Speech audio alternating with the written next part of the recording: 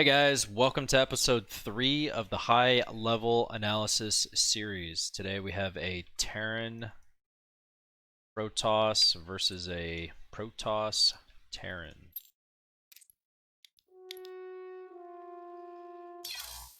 Turn the music down here.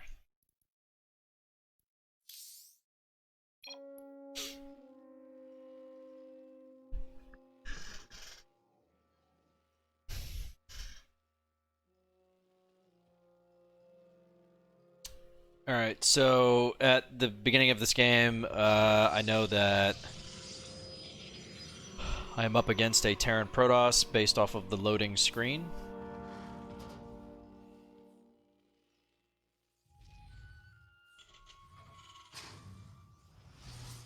And there's a lot of different ways that you can play this matchup. Me personally, I prefer playing mech, mainly because playing bio in this matchup, a lot of times you'll get hard countered by Terran's mech. Bio play gets outscaled heavily by mech play. But the problem you'll run into is that if you're trying to play bio against mech and sky toss, it can work if you do a lot of drop play and multi-prong play and stuff like that. You can definitely make it work, but if your aggression doesn't pay off in any way, your composition gets outscaled. Whereas if you play mech, you are naturally transitioning into the counter for really both a mech composition and a sky toss composition. So most of the time I will play mech in this matchup, and as we can see, I go for the fast factory here. So from this point, I've basically decided that I am going to play mechanical units in this game. The only issue with this style is that it doesn't really have the capability of ending the game early, and a lot of times when you're playing solo queue, you really kind of want to try to avoid playing macro games. Not because you're looking for easy free wins, and not because you don't have the capability of playing a macro game, but more about your teammates' inability to play a good, solid macro game.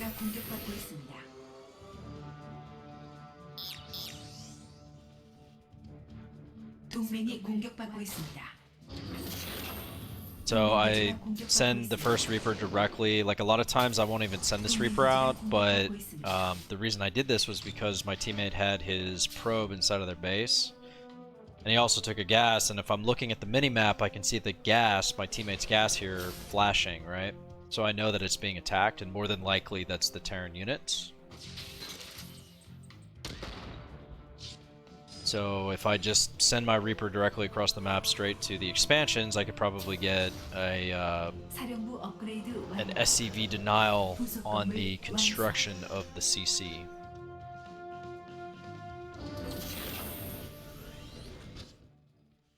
So I like to open with the 2 factory here, and I like to go for the early Cyclones because if there's any sort of like Banshee play, or if there's any sort of Warp Prism play, Cyclones can really clean that up well, right? So I'm just sending these Hellions across the map, getting some information, trying to do some damage where I can. This map has a relatively long rush distance, so a play like that is okay in my opinion. Because, you know, you'll get some worker kills, or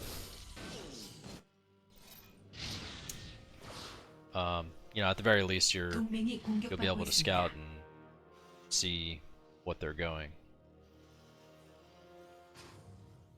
So when you play really any style, whether you're playing bio or whether you're playing mech, the timestamp for a third CC You want to get it at about 435. I did it a bit earlier this game just because I killed so many workers from the Protoss. And I have pretty good scouting information, so I know that my composition, based off of the Robo and the Gates and the 1-1-1 play, Cyclone is going to be able to hold for a while. So I go for the third command center a lot earlier.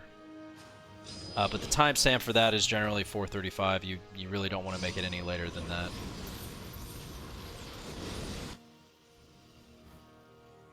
And there are different variations that I will play when I do this. Sometimes I'll go for double armories, and sometimes I'll go for additional production. And in this game, I go for the additional production. And mainly the reason for this is because in the loading screen, you can see the ranks of the players in the game. I know that I am naturally playing at a disadvantage. Because my teammate is Diamond and everybody else in this game is Master. So instead of going for the earlier upgrades here, I go for the earlier production just so that I can have more stuff out in the event that they do try to go for some sort of a timing, which, based off of what I've scouted, kind of seems like that's what they're trying to do. And as we can see, that's sort of what they're doing here. So going for the additional production here was just smart play based off of the information that I had.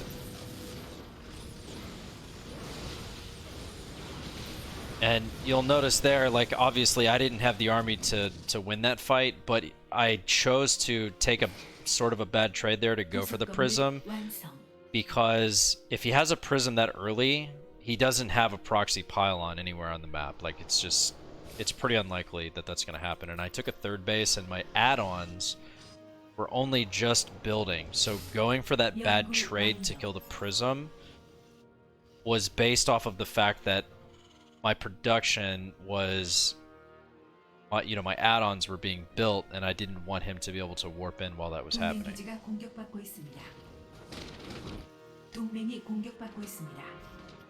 And then, I gotta tell you, it's you don't really see Cloak Banshee much anymore, but this is part of the reason why I do this build, because if you do go up against this style of play, as you can see, my teammate lost like basically every single one of his workers. Banshees are really, really good, and you don't want to lose that many workers this early. So obviously Cyclones are really good against that.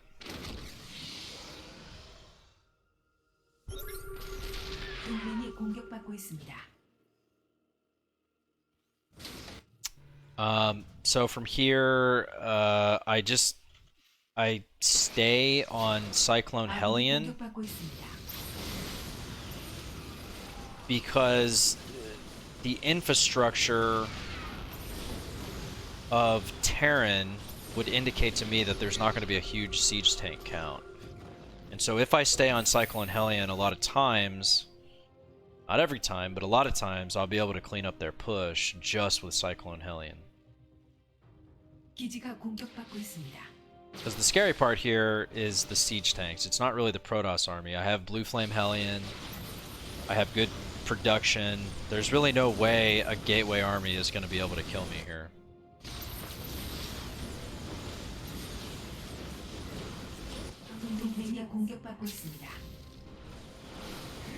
So, I was right in this game. We can see that the siege tank count is pretty low, right? It's still kind of scary, but it's manageable.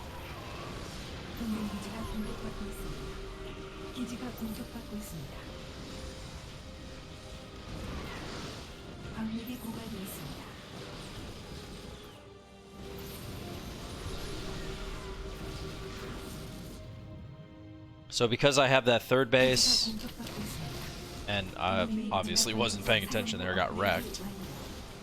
But because I have that third base, and because I foregoed the upgrades, I had a much bigger army, which was a very key point in being able to hold this. Now, after losing all those SCVs, a lot of times people would just leave the game, right? Because they think, well, I just lost so many SCVs, there's no way to get back into the game. you have to understand that the push that they just did, that was quite a big army. So it's pretty unlikely that they had saturated third bases behind that attack.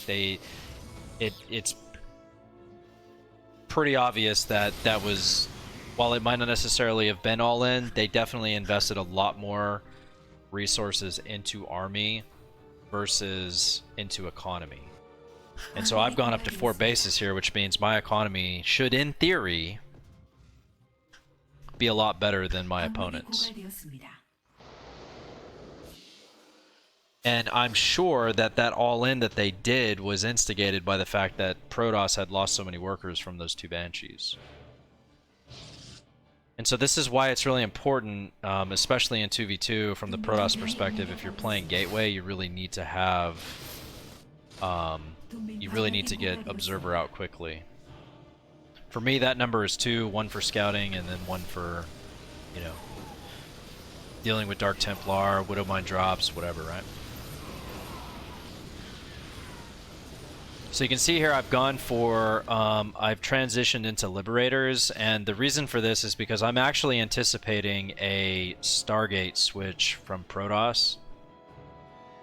And I want to have a large number of Liberator by the time his transit, because I know my teammate, you know, just based on how this game has gone, he doesn't seem like he's very good, right?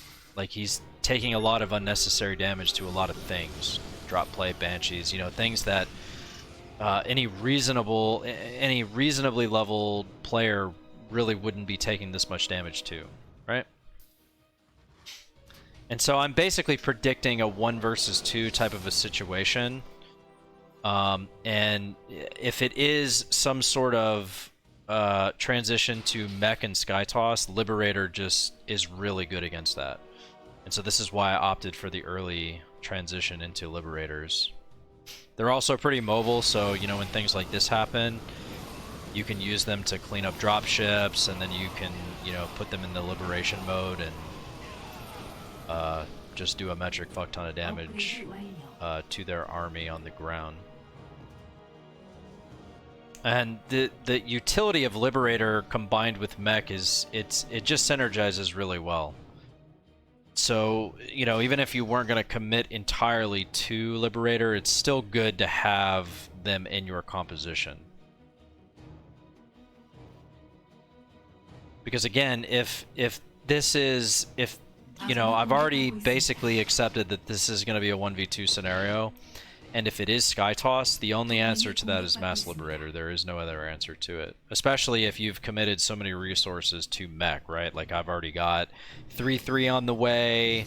You know, I've upgraded basically everything at the tech labs for mech. I've even got the Liberator range. I mean, everything that I've invested in is into mech, and you know that just kind of naturally transitions into a Liberator style of play.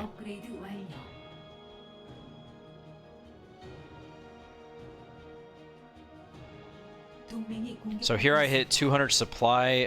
When you get to 200 supply, it isn't always ideal to move out in team games. A lot of times you want to, you know, have your opponents make mistakes and attack into you so that you get a good counterattack timing. And I particularly think that that style is right if you're playing with somebody who just can't get their economy up, right? Like if we're looking at the mini-map, we can see that my teammate has absolutely no saturation at his third base, and we're damn near 15 minutes into the game, right?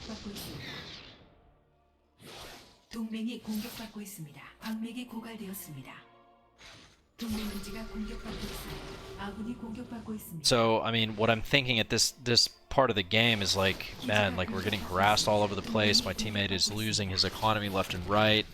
I'm losing economy left and right. So really, but I know I have a big bank, right?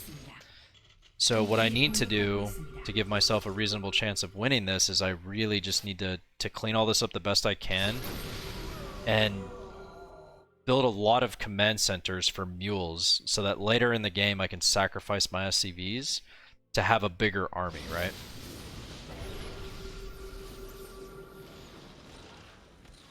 So as long as you control this army right, it can keep you in the game for that type of a transition. So as you can see, I'm putting up even more command centers.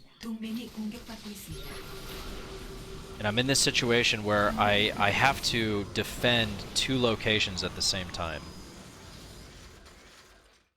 And a really, really, really important key, or a really important part of being able to do this, is the sensor towers. You got to have, now, you know, my sensor towers, it's not that I haven't been creating them, it's just that my opponents have been killing them, right? So you can see I'm building another one. But this is the sort of situation where you 1000% have to have these sensor towers, because if you want a smidgen of a chance to win, your army has to be in the right place at the right time all the time. So the additional command centers that I built was in preparation for this, right? Because I have to keep babysitting my teammate. I'm eventually going to lose my extra bases. It's just going to happen because I can't be everywhere at once, right? So me losing this base normally would be a bad thing, but because it's been quite a while and I have so many command centers, I can, if I need to, I can just remake all those SCVs, right? So from here, I just have to make sure that I split up my army properly, and I have to make sure I'm defending well. Which, you know, is not always going to be an easy thing to do in a scenario like this. Like, you really have to have good control, you have to have your sensor towers up, you have to have the right composition, you have to have all of the right stuff to be able to do this. So, you know, I would like to note that my teammate is not necessarily playing bad, but he got pretty screwed early on, right? So, the way that I have played with the additional CCs, the good defense, the sensor towers, the right composition, is the best way to play mech in this particular scenario.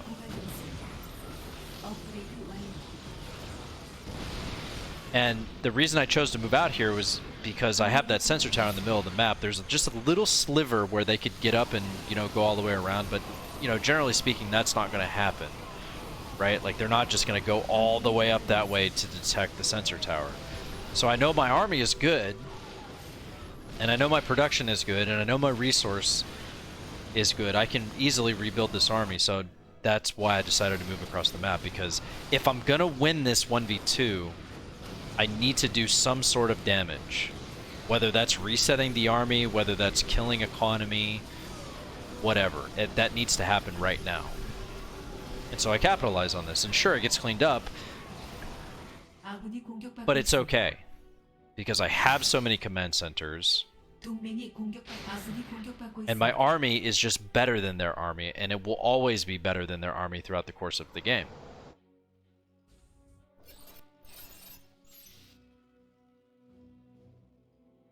So, this situation that we're in right now is a little scary, and I was thinking, man, I might lose here.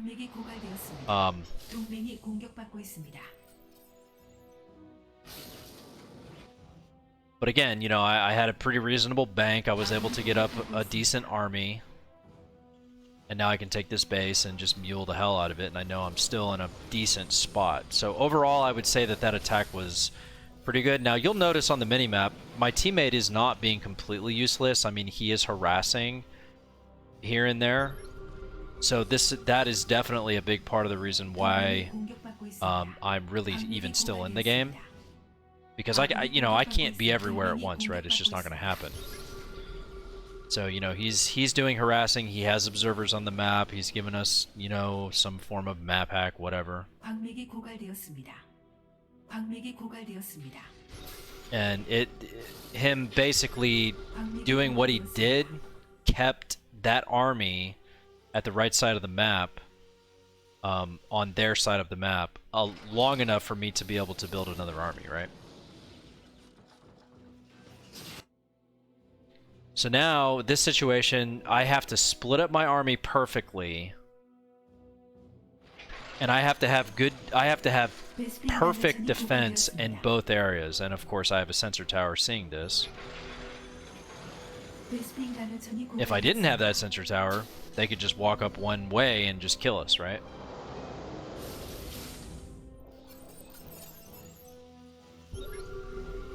So right now, I'm just kind of going back and forth, you know, mirroring the movements of their armies.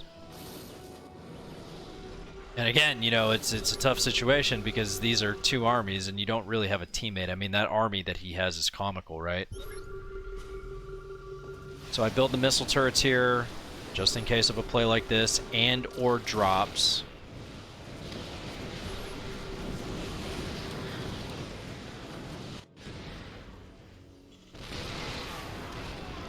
And then, you know, I'm starting to feel a lot more confident because I'm getting my upgrades for my libs.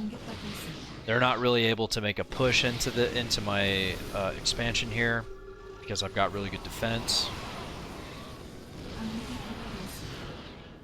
And it, you know, it just kind of turns into a game where who's going to make the mistake first, right? But that sensor tower right there, man, I mean, that sensor tower is I can't stress it enough. It is the sole reason that we are able to even still be in this game.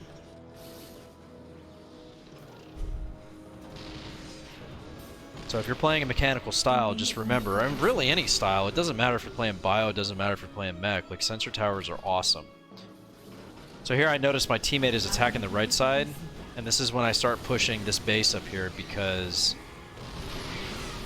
I know that I can take his army no matter what. I wasn't expecting a sandwich play here. As you can see, I mean, I'm not even paying attention to it. It's only just now that I realize that he's sandwiching. But I just decide that I'm going to start attacking this location because this is sort of, we're sort of in a war of attrition type of a situation, right? I need to deny their income because my income will always be stellar based off of how many CCs I have. So instead of syncing up with, or, you know, linking up with my teammate there, I opt for that base.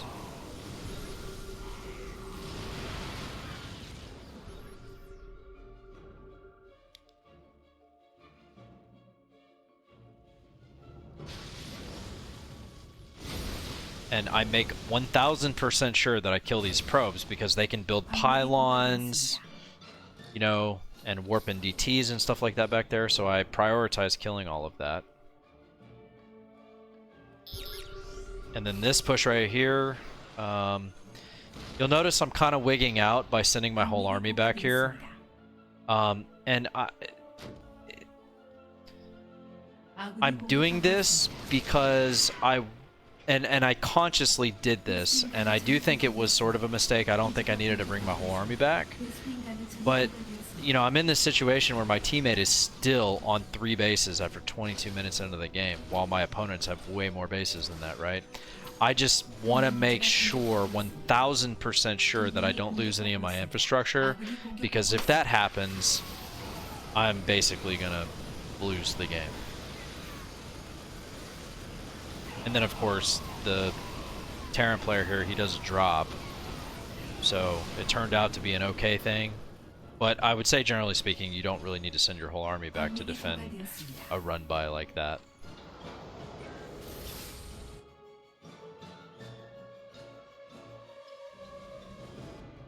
So here we are maxed again. It's time to make a push, I believe.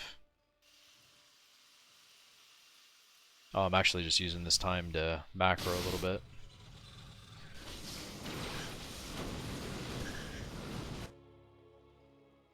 So you can see, I mean, I'm just playing a super defensive game the whole game.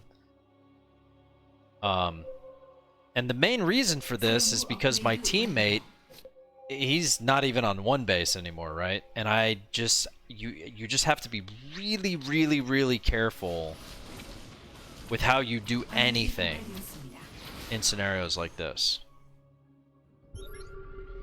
Like, if I take 1 wrong engagement, I have lost the game. From this point forward, there's literally no room for screw-ups anymore.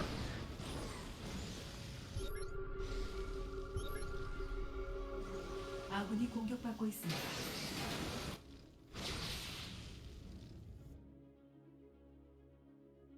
So I see this drop down at the bottom of the map, and my army is so incredibly out of... Both of our armies are so incredibly out of position for this. It's like, do I turn around or do I just counter?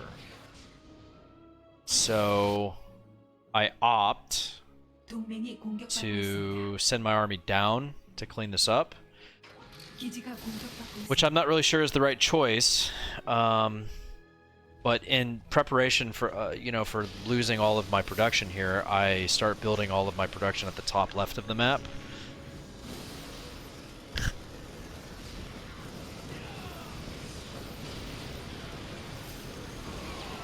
And then we can see my teammate is moving on the right side of the map. Absolutely a good play in my opinion. He denies that mining base right there. 업그레이드 완료. 동맹이 공격받고 있습니다. 업그레이드 완료. And I'm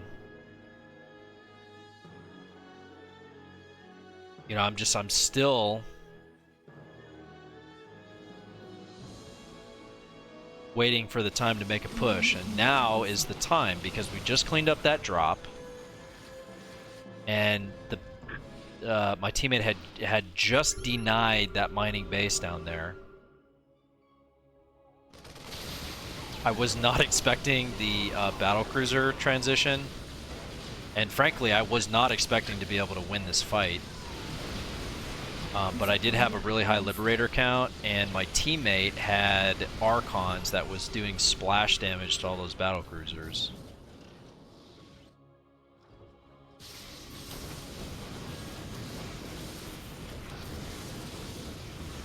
So this is one of the ways that if you have a teammate who is of lower rank than everybody else in the game, one of the ways that you can play is basically just never attack and wait for your opponents to make mistake after mistake after mistake after mistake after mistake. And that is exactly what happened in this game. My opponents, they threw away a lot of their army into all of my defenses basically throughout the whole course of the game, which led up to this attack, right?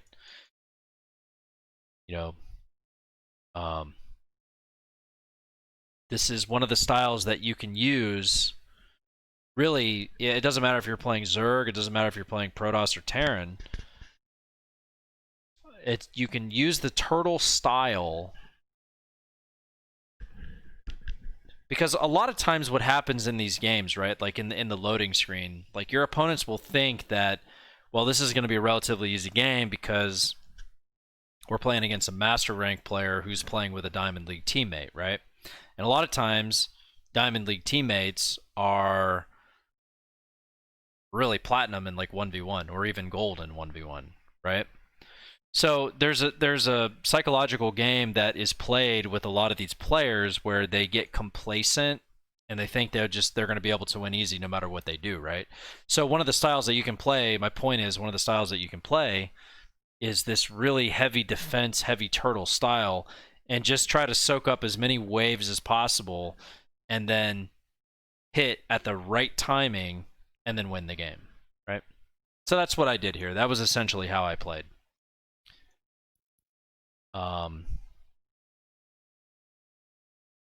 But, to be fair, this sort of a style is very hard to pull off, and a lot of times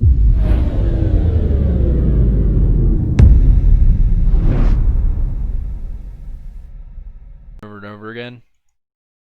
But I absolutely do think that this is the style that you should play if it is really apparent that your teammate is not going to be able to pull his weight. So, for example, if you were playing Protoss, then I would just build a fuckery ton of shield batteries and cannons all over the place and wait for them to attack into you, basically the whole game, when you have a teammate like this. Because I think that's the only way to win. But anyway, if you guys liked the video, hit that thumbs up, subscribe to the channel. I do thank you guys for tuning in, and peace out.